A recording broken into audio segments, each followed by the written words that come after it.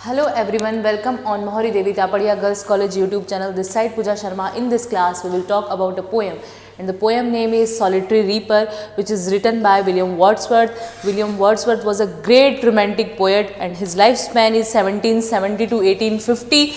And this poem published in Poems in 2 volumes. It is a series of a series of some poems. So this poem published in 1807 in this book, Poems in 2 volumes.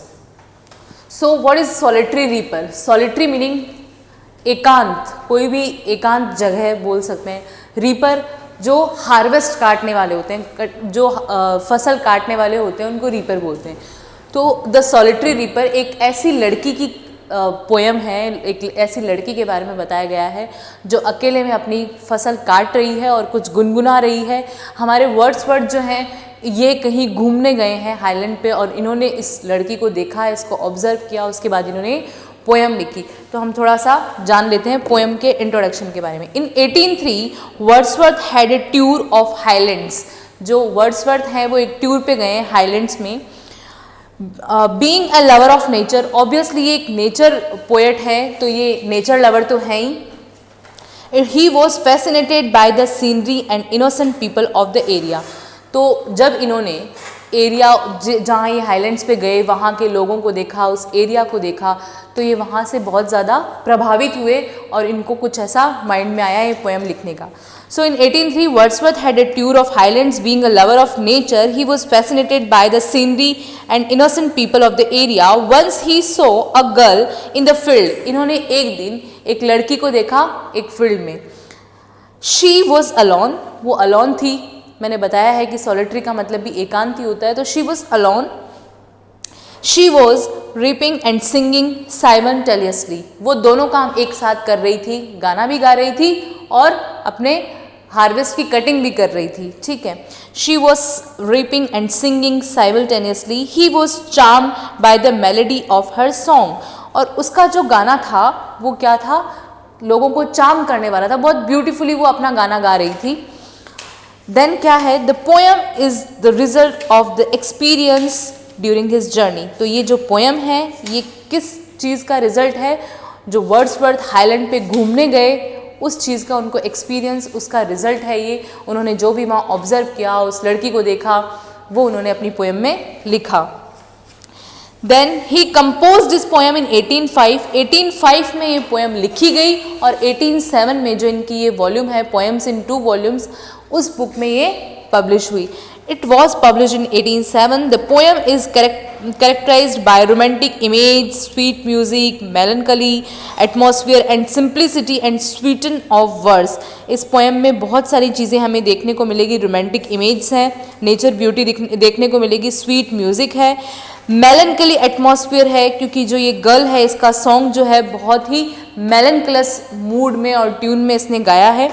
And simplicity and sweetness of words. और इस बहुत ही simply इसकी जो language हम बोल सकते हैं, it's language is very simple which is easy to understand. मतलब बहुत हमें समझने में आसानी होगी, ऐसी लैंग्वेज में इन्होंने पोएम लिखी है. The poem was composed in 1805 and published in 1807. This poem is remarkable for the far-reaching quality of poetic imagination that is reverse. ये obviously ये पोइट का जो इमेजिनेशन है उस पर बेस्ड है ये पोएम. ये वर्ड्सवर्थ जो है नेचर लवर है. ये जब इन्होंने ये घूमने गए हाईलैंड्स पे, इन्होंने जो भी ऑब्जर्व किया, जो भी इनको जिन चीज़ों ने इनको अट्रैक्ट किया, जैसे उस लड़की का गाना या वहाँ की जो भी नेचर ब्यूटी थी, वो सब इस पोएम में इन्होंने लिखी. Wordsworth toured in the highlands of Scotland with his sister Dorothy in August 1803. 1803 में वर्ड्सवर्थ अपनी सिस्टर डोरोथी के साथ में हाईलैंड्स पे घूमने गए थे और 1805 में ये पोएम लिख दी और 1807 में ये पब्लिश हो गई. Then as Dorothy Wordsworth notes in a diary, such solitary woman reaping in remote fields were often encountered by them. Wordsworth himself writes about this poem. इनकी जो सिस्टर है उन्होंने भी अपनी डायरी में इस लड़की के बारे में लिखा जो कि रीपर है, जो कि एकांत में कुछ गुनगुना रही है और अपने जो हार्वेस्ट है उसकी कटिंग कर रही है, और इन्होंने अपनी पोएम में लिख दिया. मतलब डोरोथी ने भी अपनी डायरी में लिखा और वर्ड्सवर्थ ने भी अपनी पोएम के थ्रू उस लड़की के बारे में हमें बताया है. Wordsworth himself writes about this poem. This poem was suggested by a beautiful sentence in the Tour of Scotland written by a friend, the last lines being taken vibrant. The sentence referred to by the poet reads as follows: We passed a female who was rapping alone. She sang as she bended over the sickle, the sweetest human voice I ever heard. Her strain were tendernly melancholy and felt delicious long after there were heard of men. मतलब इनकी इसका जो लड़की का song है वो बहुत मेलनकलस था, बहुत जिसको सुन के हमारा मूड जो है सैड हो जाए, ऐसा सॉन्ग ये गा रही थी। तो इसी लड़की के बारे में पोएम है। आज हम इसका एक स्टेंजा पढ़ेंगे। आई होप आपको समझ में आ गया कि सॉलिटरी रीपर का मीनिंग क्या है, और आपको ये समझ में आ गया कि इस पोएम में हमारा जो वर्ड्सवर्थ है, पोएट है, उसने क्या लिखा है, कौन सी इमेजरी उसने दिखाई है। अब एक स्टेंजा हम इसका पढ़ लेते हैं आज। Behold her single in the field. एक लड़की है, सिंगल है अपने फील्ड में, अपने खेत में। यॉन सॉलिटरी हाईलैंड लेस, और वो जगह कहाँ पे? हाईलैंड में। मैंने बताया था कि ये टूर पे गए थे अपनी सिस्टर के साथ हाईलैंड में, वर्ड्सवर्थ और डोरोथी वर्ड्सवर्थ दोनों।